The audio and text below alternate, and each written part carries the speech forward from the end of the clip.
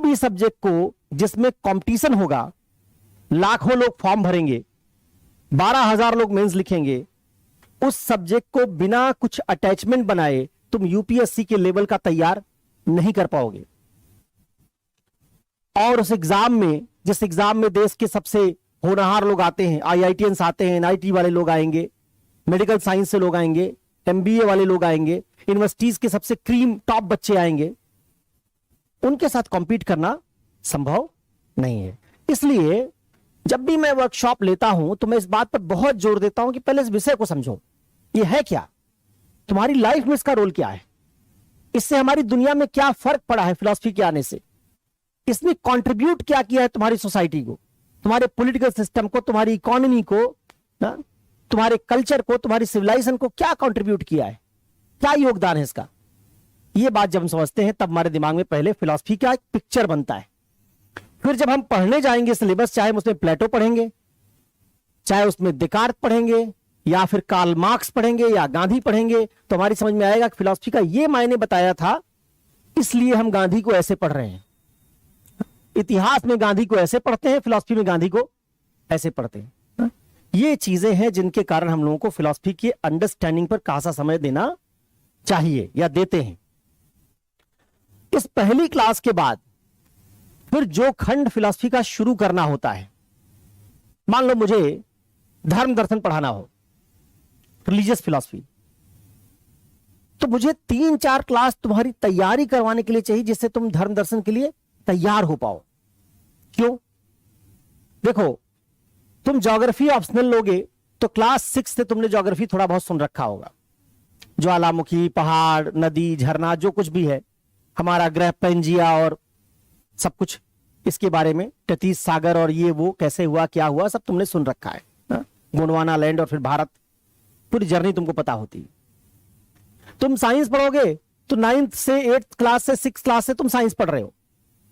बड़े मुश्किल मुश्किल शब्द, अक्सर मैं बोलता हूं माइटोकांड्रिया बड़ा मुश्किल शब्द है, लेकिन तुम सुन चुके हो, इसलिए जब माइटोकांड्रिया कोई टीचर बोलेगा क्लास में तुमको कुछ अजीब नहीं लगता। लेकिन जब मैं बोलूंगा संवेदना लंब, तो तुमको लगे पता नहीं कितना लंबा शब्द है, कहां से गिरा दिया। माइटोकांड्रिया या अतीन्द्रिय, इन दोनों शब्दों की डिफिकल्टी लेवल में कोई अंतर नहीं, लेकिन माइटोकांड्रिया तुम सुनते आ रहे हो इसलिए तुमको आसान लगता है। कोशिका शब्द बहुत मुश्किल है, तुम कोशिका इतनी बार सुन चुके हो तुमको लगता है कोशिका आसान है। और जब मैं बोलूंगा अतीन्द्रिय, मैं बोलूंगा ट्रांसेंडेंटल, तो तुमको लगेगा ये शब्द थोड़ा मुश्किल है। क्यों? क्योंकि तुमने इसको सुना नहीं है। तो फिलॉसफी के साथ क्या प्रॉब्लम आती है, इसको तुमने कभी क्लास 6, 7, 8, 9, 10th में नहीं पढ़ा, 11, 12 में नहीं पढ़ा, और फिर इसकी कोई एनसीईआरटी भी नहीं है। तो जब जिस विषय की बेसिक किताब ना हो, एनसीईआरटी ना हो, हमने उसको अपने स्कूलिंग के डेज में ना पढ़ा हो, तो उसके बारे में दंत कथाएं होती हैं। जैसे दंत कथाएं समझते हो, एक रामचंद्र थे, माइथोलॉजी कहते हैं इसको। देखो अभी धर्म से थोड़ा अलग होकर रखना, भावना मत आहत करना अपनी। हिंदू व्यक्ति के लिए राम भगवान है, फिलॉसफी क्लास में जिसके लिए हमारे पास प्रूफ नहीं है, हम उसको सीधे सीधे नहीं कह देंगे कि ये मान लेंगे। यहां अल्लाह अल्लाह सबका टेस्ट होगा ना, कोई बचेगा नहीं। यहां अल्लाह भी टेस्टिंग से गुजरेगा, राम भी टेस्टिंग से गुजरेंगे। जब हम धर्म दर्शन पढ़ेंगे तो देखेंगे भगवान होता है कि नहीं होता, होता है तो क्या प्रमाण हमारे पास आज तक है, तो प्रमाण क्या अकाट्य हैं। ठीक है, जैसे इस क्लास से बाहर जाऊंगा, हो सकता है मैं भी और तुम भी, हो सकता है घर में अगरबत्ती जलाओ, नमाज पढ़ो ना, हदीस और कुरान देखो, लेकिन इस क्लास में आते ही वो अगरबत्ती सब छूट जाती है। तो हम बात करते हैं तर्क से कि क्या हम भगवान को प्रूव कर सकते हैं, और अगर हम प्रूव नहीं कर सकते तो दंत कथा है, ये कहानी है, ये पैराबल्स हैं, नैरेटिव्स हैं जो गढ़े गए। और ये मत सोचना कि कहानियां कोई कम रोचक और कम उपयोगी चीजें होती हैं। जिस दुनिया में तुम रह रहे हो, लोकतंत्र में एक कहानी है, एक आदमी ने कहानी गढ़ी की शासन व्यवस्था ऐसे चलनी चाहिए, उस कहानी को तुमने एक्सेप्ट कर लिया, इसलिए वो रियल हो गई। ये जब सब मानव की कल्पना है। हम जब इस दुनिया में आए थे धरती पर, तो लोकतंत्र के साथ नहीं आए थे। हमने लाखों साल इस धरती पर बिना लोकतंत्र के, बिना मार्केट इकोनॉमी के, इनके गुजारे हैं। ये सब किसी के मन की मस्तिष्क की कल्पना है कि इकोनॉमी मार्केट इकोनॉमी से चलनी चाहिए, ग्लोबल इकोनॉमी होनी चाहिए। उसकी उस कहानी को, उसके नैरेटिव को तुमने एक्सेप्ट कर लिया, इसलिए तुमको रियल लग रहा है। आज तुमको राजतंत्र रियल नहीं लगता है कि राजा का शासन हो, वो कहानी पुरानी पड़ गई। अब तुम नई कहानी में जी रहे हो सकता है 200 साल बाद कोई नई कहानी तुम्हारे सामने रख दी जाए और तुम उसमें जीना। तो धर्म भी एक कहानी है, हम सब उसमें जी रहे। तो जो ये दंत कथा वाली बात मैंने कही ना, ऐसी दंत कथाएं फिलॉसफी के बारे में भी हैं, क्या वो सही हैं? कुछ लोग कहते हैं फिलॉसफी तो ना बुढ़ापे में पढ़ने वाला सब्जेक्ट है, जवानी में पढ़ना ही नहीं चाहिए। जवानी में तो पढ़ना चाहिए ऐसा सब्जेक्ट इकोनॉमी वाला। इकोनॉमिक्स पढ़ेंगे पूरे देश का आर्थिक ढांचा बदल देंगे। पॉलिटिकल साइंस पढ़ेंगे तो संविधान का एक आर्टिकल तैयार हो जाएगा और जीएस में क्रांति ला देंगे। इतिहास पढ़ेंगे तो फिर तो चमत्कार ही होगा। क्या नहीं जानेंगे। और पूछा जाता फिलॉसफी पढ़ोगे तो कहोगे आत्मा परमात्मा के पास चले जाओगे। तो क्या ये बात सही है? क्या फिलॉसफी कोई आत्मा परमात्मा वाला विषय है? मैं यहां बाबा बन के ना तुमको प्रवचन दूंगा और तुम मेरा प्रवचन सुन के भक्ति भाव से ना अपना नोट्स बनाओगे और फिर मेरे भक्त बन जाओगे ना? कुछ लोग सोचते हैं कि शायद फिलॉसफी ऐसा ही कोई विषय है जिसमें हम कुछ आध्यात्मिक बात पढ़ते हैं, इस दुनिया की नहीं, इस दुनिया से परे। ऐसे सवालों से जूझते हैं जिसका हमारी रोजमर्रा की लाइफ में कोई योगदान। जब तक हम इन दंत कथाओं को डिसमेंटल नहीं करेंगे, जब मैं तुमको फिलॉसफी का मायने सिखा दूंगा तो तुम पाओगे, चाहे तुम्हारा यूपीएससी में विषय मैथ्स हो, लेकिन अगर तुम्हारे अंदर फिलॉसफर नहीं तो तुम यूपीएससी क्रैक नहीं कर पाओगे। फिलॉसफी का मतलब है ओरिजिनल थिंकिंग, क्रिटिकल अंडरस्टैंडिंग, आलोचनात्मक समझ, हर चीज में तर्क करके पता लगाना क्या सही क्या। और ये किसी ब्यूरोक्रेट, वुड बी ब्यूरोक्रेट जो सिविल सर्वेंट बनना चाहता है, उसके पास अगर ये नहीं है तो तुम इंटरव्यू अच्छा नहीं दे सकोगे, तुम निबंध अच्छा नहीं लिख सकोगे, तुम सोसाइटी का जीएस फर्स्ट पेपर का सवाल दूसरों से अलग नहीं लिख पाओगे। और यूपीएससी में जो सब लिखते हैं अगर तुमने वो लिखा तो तुम इस एग्जाम को क्रैक नहीं कर सकते। तुमको जो सब लिखते हैं अगर वही लिखोगे तो 12,000 लोगों से अलग कैसे होगे? तुम इंटरव्यू देने जाओगे 3,000 लोगों में जो सब बोल रहे हैं वही तुम बोलोगे, 3,000 लोगों में 700 लोगों में तुम कैसे आओगे? सब 40 सवाल पीटी में करते हैं, तुम भी 40 करोगे? नहीं, तुमको 45 करना पड़ेगा। तो ये एग्जाम ना, ये बराबरी का एग्जाम नहीं है, ये एग्जाम बराबरों से ना, फर्स्ट एमंग इक्वल्स, बराबरों में ऊपर जाने का एग्जाम है। और वो ऊपर कैसे जाओगे? वो ऊपर मटेरियल से नहीं जा पाओगे, क्योंकि मटेरियल हम सबके लिए इक्वल है। वही हिंदू तुम्हारे लिए, वही हिंदू दूसरे के लिए, वही इंडियन एक्सप्रेस तुम्हारे लिए, वही दूसरे के लिए, वही दैनिक जागरण, वही दैनिक भास्कर, वही मैगजीन, वही एनसीईआरटी, वही कोचिंग, सब तो इक्वल है। What is different? Difference is your, difference comes from your understanding, critical understanding, your ability to reason out something ना। तुम्हारी जो एबिलिटी है जिससे तुम क्या करते हो, किसी चीज पर तर्क करते हो, वो एबिलिटी है फिलॉसफी। और इसके बिना तुम, तो जो लोग सिलेक्ट होते हैं उनका विषय भले फिलॉसफी ना हो, लेकिन समहाउ उनके अंदर एक फिलॉसफर इंस्टिंक्ट है। वो हो सकता है उपन्यास पढ़ के बनाई हो उन्होंने, हो सकता है वाद विवाद प्रतियोगिता से बनाई हो उन्होंने ना। भाई हम कहते हैं ना आज प्लेटो को फिलॉसफर, प्लेटो अपने आप को थोड़ा फिलॉसफर कहता था, हम तो किसी आदमी को कहते थे फिलॉसफर है ये, वो आदमी अपने आप को फिलॉसफर नहीं कहता था। वैसे ही जितने ब्यूरोक्रेट हैं जो यूपीएससी क्रैक करके जाते हैं, इसमें 70% लोग फिलॉसफर हैं, 30% में छोड़ देता हूं, बहुत मेहनत करके जो 600 रैंक पर सिलेक्ट होते हैं उनको छोड़ रहा हूं। वो हो सकता है बड़ी मेहनत से रगड़ रगड़ के, कुछ भाग्य के सहारे, लेकिन 800-700 लोगों में 500 लोग ऐसे हैं जो फिलॉसफर हैं।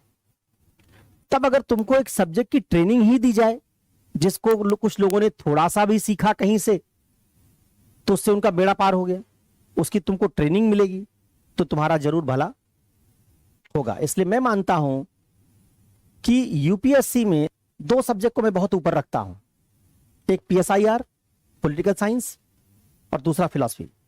इनके इक्विवेलेंट में किसी सब्जेक्ट को नहीं रखता। उसका रीजन ये है कि बाकी सब्जेक्ट सिर्फ सब्जेक्ट्स हैं, ये दोनों सब्जेक्ट्स नहीं है। ये दोनों सब्जेक्ट आर्ग्यूमेंट्स का, रीजन का, एनालिसिस का ये पूरा बंडल है। इन दोनों सब्जेक्ट्स को जब तुम पढ़ते हो, पॉलिटिकल साइंस में भी तुमको लॉ का आइडिया पढ़ना पड़ेगा, तुमको मार्क्स का आइडिया पढ़ना पड़ेगा, तो मार्क्स के आर्गुमेंट्स पढ़ने पड़ेंगे, समाजवाद के आर्गुमेंट्स पढ़ने पड़ेंगे, उदारवाद के आर्गुमेंट्स पढ़ने पड़ेंगे। इतिहास में नरेशन ज्यादा पढ़ना है, नैरेटिव ज्यादा पढ़ना है, कहानी ज्यादा पढ़नी है, घटनाएं ज्यादा पढ़नी है। तो दो तरह के विषय हैं, एक जिनमें आर्ग्यूमेंट्स का कंटेंट ज्यादा है और एक जिनमें सूचना का, घटना का विवरण ज्यादा है। विवरण वाले सब्जेक्ट तुमको यूपीएससी में ज्यादा मदद नहीं करेंगे। तो दो सब्जेक्ट मैं सिंगल आउट करता हूं जिनमें विवरण ज्यादा नहीं है ना। एक तीसरा सब्जेक्ट भी जिसमें विवरण ज्यादा नहीं, वो सोशियोलॉजी है, लेकिन वो हिंदी मीडियम में समा उसका मटेरियल नहीं है, हिंदी और अंग्रेजी के बीच बहुत फर्क है। तो इन तीन सब्जेक्ट्स को अगर हम समझें, सोशियोलॉजी, पॉलिटिकल साइंस और फिलॉसफी, तो ये आर्ग्यूमेंट्स वाले सब्जेक्ट हैं। अच्छा, ज्योग्राफी भी आर्ग्यूमेंट वाला है, लेकिन ज्योग्राफी का आर्ग्यूमेंट सिर्फ फिजिकल दुनिया का आर्ग्यूमेंट है, पहाड़ नदी कैसे बना, वो यूपीएससी के लिए ज्यादा काम का नहीं। यूपीएससी के लिए ज्यादा काम का क्या है? यूपीएससी के लिए ज्यादा काम का है कि हमारा जो ये पूरा मार्केट इकोनॉमी का ढांचा है, इसमें प्रॉब्लम्स क्या है, इंसानी जो दुनिया है, प्राकृतिक दुनिया नहीं, इंसानी जो दुनिया है, उस दुनिया में कहां कहां प्रॉब्लम्स हैं। 70% सवाल जो तुमसे पूछे जाएंगे यूपीएससी में, वो प्रॉब्लम्स पर हैं, चाहे वो इकोनॉमी की प्रॉब्लम हो, चाहे सोसाइटी की प्रॉब्लम हो। फर्स्ट पेपर में देखो, सोसाइटी का सवाल आएगा तो कहां से आएगा? सोसाइटी का सवाल आएगा तो आएगा जाति से, सोसाइटी का सवाल आएगा तो स्त्री और पुरुष संबंध से, क्योंकि स्त्री पुरुष संबंध में क्या है भारत में या दुनिया में? समस्या है। क्यों समस्या है? क्योंकि हमारी दुनिया पितृसत्तात्मक है, पैट्रियार्कल है, वहां पुरुषों का अधिकार ज्यादा है। और पॉलिटिकल सिस्टम तुमने कौन सा चुना है? लोकतंत्र। लोकतंत्र क्या कहता है? सबका अधिकार बराबर। तो पॉलिटिकल सिस्टम चलाना चाहते हो बराबर अधिकार वाला, और समाज तुम्हारा कौन सा है जिसमें अधिकार सबके बराबर? ये दोनों चीजें कैसी हैं? इनकंसिस्टेंट।